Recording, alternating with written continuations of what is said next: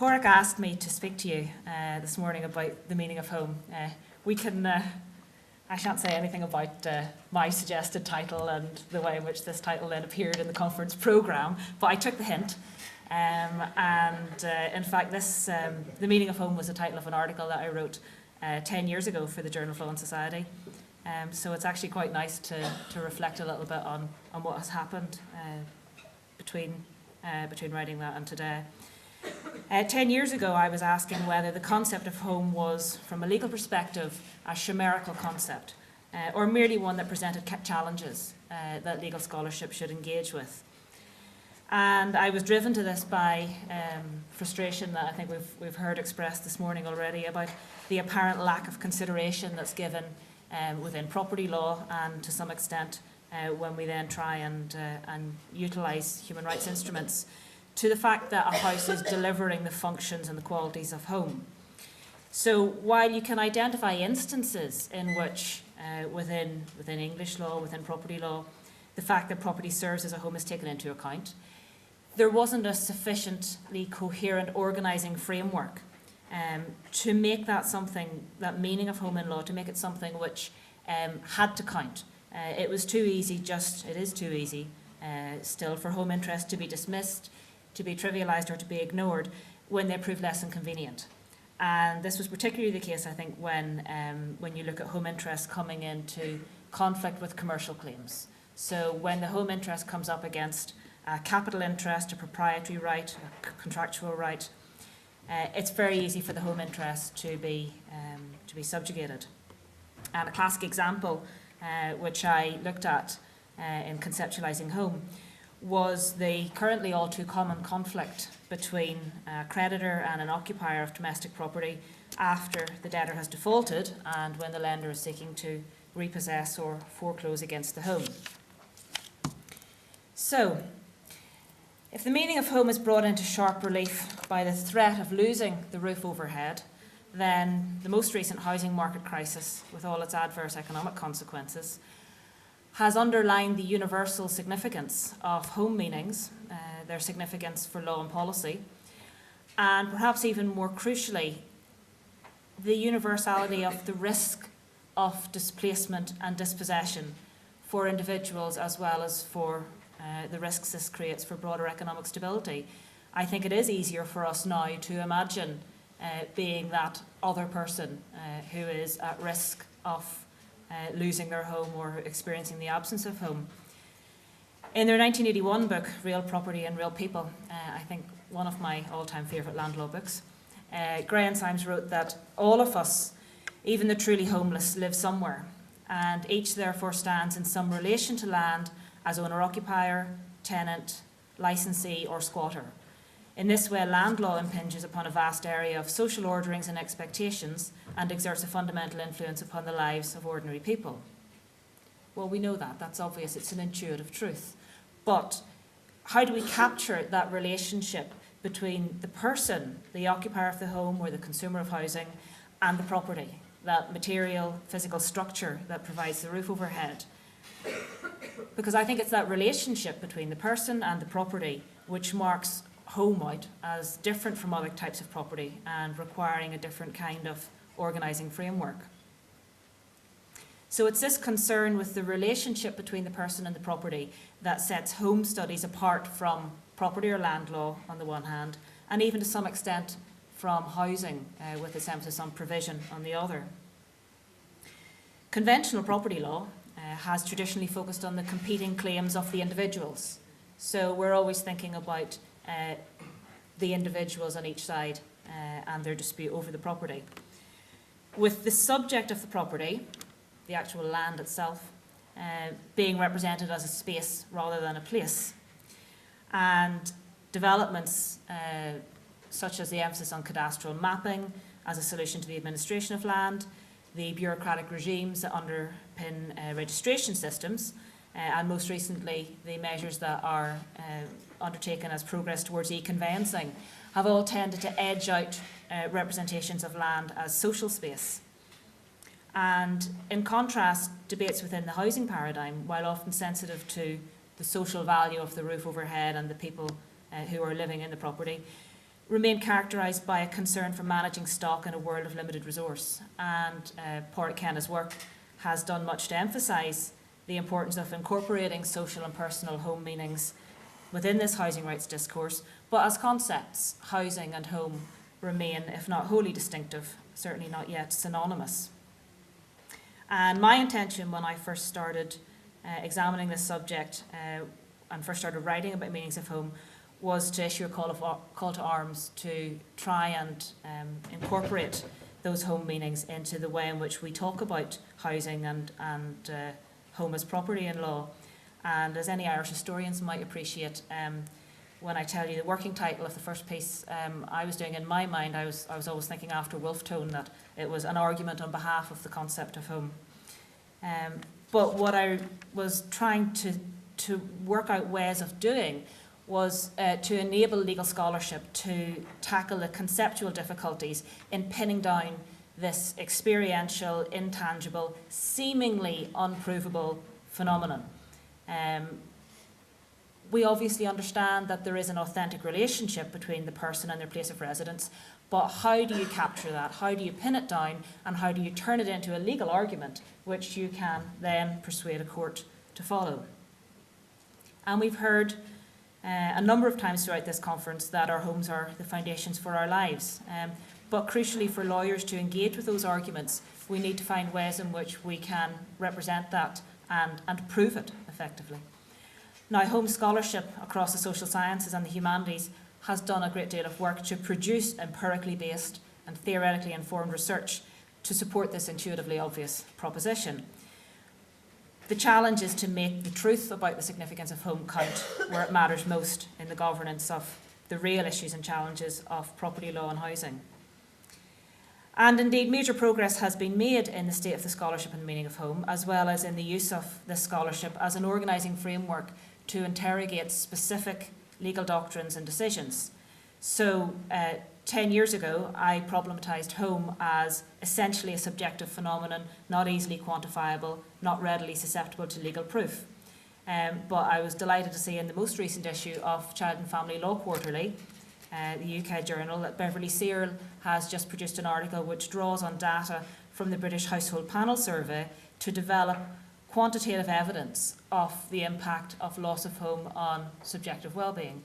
So it's very encouraging to see that we're on, within our scholarship at least, on a journey towards developing the tools and the language and the concepts which enable us to produce verifiable evidence of the importance of home and the impact of losing home.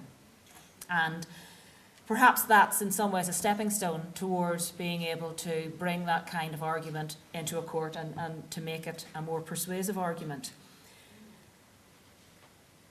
And Jamie has taken us through the case law which the UK has produced on the interpretation of respect for home within Article 8. And to some extent, although the English courts have been dragged kicking and screaming to a position of compliance with the judgments of the European Court, there is some beginnings of evidence that this idea is taking hold within the UK's legal discourse.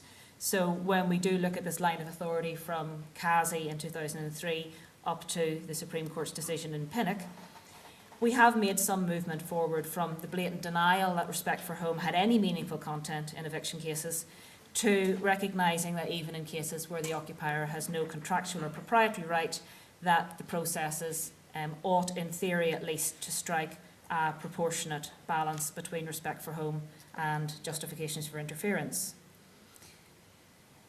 Now, Jamie has shown us there are still major issues with rendering this into a justiciable right. So I'm going to think a little bit about some of the other strategies that I think may be stepping stones on the journey towards making respect for home a more justiciable or more strongly justiciable right. So there's a lot of work to do in mainstreaming the concept of home, including the content of the Article 8 right to respect for home. But my glimmer of hope is that I think there has been some shift in the way that we talk about housing issues through the language of home. And I suspect that that may be prompted in part by the ways in which the changing economic climate has brought home to many of us the risks of displacement and dispossession. So while we always know that housing issues are central to human lives, there couldn't be a more opposite moment to examine the home issues that our societies are currently facing. And we've seen all the different contexts across which this is important in the last day or so, from mortgage repossessions to welfare retrenchment and policies pressing owners to liquidate their housing wealth, to situations involving tenants and squatters. The role of housing, the meaning of home, and the balance that we strike between these paradigms is more hotly contested than ever. So how do we give content to home meanings? Well, in conceptualising home, I identified 5 clusters of meaning which are associated with home, which I think can help us to achieve a more realistic understanding of the human experience of housing issues. And I adopted the idea that home equals house plus X, that there's the housing, which is the base for the home experience, and then all of the experiences that build on that. So the first cluster of meanings, home as financial investment. And there's been a lot of debate about the differences between home meanings for owners compared to renters, and home as financial investment might appear to be the domain where there's the clearest blue water between meanings of homes across tenures, although I might suggest in a few minutes that these meanings are just differently allocated between owners on the one hand and landlords and tenants on the other. But in societies that have promoted ownership as a preferred tenure, the ideologies of home ownership have placed considerable emphasis on the meaning and value of the owned home as a capital investment and financial asset. And in fact, the transformation of the housing discourse in Britain, for example, has been so significant in recent years that it's easy to forget that until the 1970s, housing strategies were primarily concerned with the roof overhead. To the extent that home carried meaning as a financial investment, financial asset, this was focused on the idea that the owned home, with the mortgage paid off, would provide a housing resource, housing services at a low cost in old age, and provide something for you to pass on to the next generation as inheritance. But the growth of the home ownership sector from the 1980s, combined with rapid rise in the value of housing as an asset, emphasised the potential that home as a financial asset provided, firstly to be accumulated and passed on to future generations as inheritance, but then latterly over the same period, as the deregulation of financial services enabled the development of innovative mortgage products, it set the scene for a new landscape of housing wealth accumulation and decumulation across the life course, and particularly after retirement, against a backdrop of increased political expectations that owners, particularly less well-off owners, would utilise their housing wealth during their lifetimes to meet their welfare needs and other needs. And these changes to the meanings of home as a financial investment have raised a raft of new questions for housing policy. For older owners, it has created a new environment of risk. The policy expectations associated with home equity, as well as some degree of attitudinal change towards decumulating housing wealth, now requires older owners to negotiate through a sobering array of choices about housing equity use. For example, whether to spend now to improve their own standard of living, or in some cases to help adult offspring facing their own housing crisis, or whether to try and save their housing wealth for later, for personal health care or other welfare needs in later old age. And all of these decisions about what home as financial investment means to the individual have to be made against a backdrop of uncertain futures in terms of future needs, in terms of longevity and so on. So, of course, changing attitudes to mortgage equity withdrawal across the life course may mean that in future owners will be less likely to enter old age holding accumulated stocks of housing wealth. And this raises another set of issues. If the use of flexible mortgages means that there's more decumulation happening over the life course, then there's a whole new set of issues to think about, linking into the changing role of housing wealth across and within generations. And this is a question which I've just begun to investigate with colleagues from the Centre for Housing Research at St Andrews University and the Centre for Housing Assets and Savings Management at the University of Birmingham. But these questions about the use of home equity to fund care, to fund maintenance of properties, to meet other welfare needs after retirement, and the choices between trading down or equity release in situ are routes to access accumulated housing wealth, have been followed by heated policy debates about the so-called under-occupation of property by older owners, which links into another set of issues about the availability of housing stock, the availability of the capital to acquire it, the way in which it's going to trickle down to younger generations, and the value of ageing in place for older people.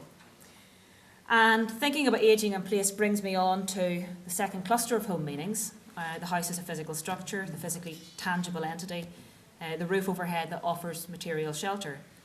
As a physical structure, the home shelters, it sustains, it supports residents, and it's the loss of this physical structure, the minimum definition of homelessness as rooflessness, which has historically sometimes dominated the political debate and popular understandings of presence or absence of home.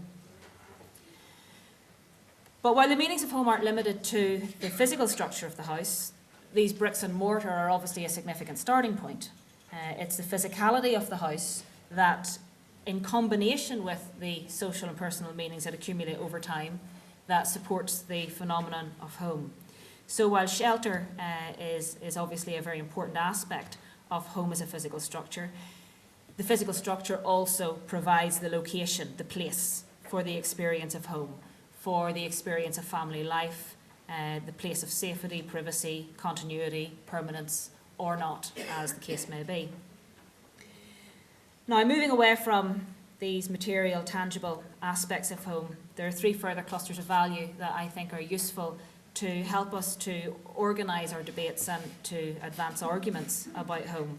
And these are the meanings and values that home accumulates through use as a primary residence. Our occupied homes are a primary territory in our lives, the place where we spend much of our time, the place where we spend time with the people who are most important to us. We look to our homes to satisfy a range of social and psychological needs. We look to our homes to enable us to experience control over our environment. It gives us the physical framework for family life. It can be a place for self-expression, and where home meanings are positive, where home works, can create feelings of security. In stable circumstances, these responses are generally recognised as being positive, providing a valuable connection between the self and the environment. Through its familiarity, home can foster a sense of belonging, a sense of rootedness, stability and permanence. But many of these values are of course linked to the idea that the occupier who enjoys the home as territory has a satisfactory degree of control over that home territory. And for this reason, on the one hand, the idea of the owned home as territory is likely to be heightened in jurisdictions with strong ideological commitments to ownership, with expectations wrapped up in that ideology of enhanced control, privacy and security, and where the cultural meanings of home have been built upon particular expectations linked to ownership. But as we've recently witnessed only too clearly, this control, status, privacy is not inherently enhanced by home ownership, particularly where the occupier's status as a borrower becomes unsustainable. Of course, there are lots of other circumstances where these issues are turned on their side, where we see the flip side, where the home becomes a place of danger and where these positive associations can be subverted. And the idea of home as territory gives us a framework within which to think about the ways in which those issues can play out. Fourth category I would point to would be home as identity. If home as territory reflects some of the more cognitive aspects of home meanings, control, security, privacy, home as identity captures some of our more effective and emotional responses and is the psychological truth that underpins these aphorisms. Home is where the heart is, there's no place like home, and all I want is a wee house. The importance of home as a symbol of identity is reflected in the pride that dwellers take in their homes and in the significance attached to the way that the home is presented, from interior decorating to landscaping. And it's through the investment of time and energy that the occupier pours their identity into the home. And this is one of the key transitions in moving from house to becoming a home. And this process has been described as emergence of the person and the place, that the home becomes a symbol of the self. Our memories, particularly our memories with personal or biographical content, are keyed into our homes. Like us, they're housed in the places that we live in. Home enables us to project our self-identities into the future. It supports us in knowing who we are and where we'll be, and so in planning ahead. And again, the flip side to this is the negative effect of losing that home on our self and social identities. And of course, all of this is overlaid with social and cultural significance. Every aspect of home meanings is socially and culturally located, from housing design to the way homes are organised, to the way in which they're suited to the ways of life of occupiers, functioning as social space, and so on. But these are just snapshots of home, and I'm not going to take too much more time to talk about them. They leave a lot to be explored. But the value, I think, of the framework is that it enables us to begin to sketch out what makes up this complex relationship between the occupier and their home. And a key goal, I think, for the concept of home is to enable us to help to think about problems differently, and to enable us to begin to talk about problems differently, and to try and use this framework to frame our arguments in a different way. And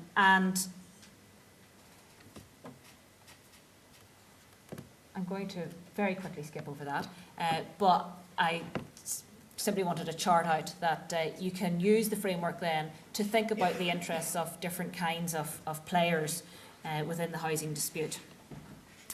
I think that the concept of home provides us with a vocabulary, a theoretical framework to articulate the human claims more coherently.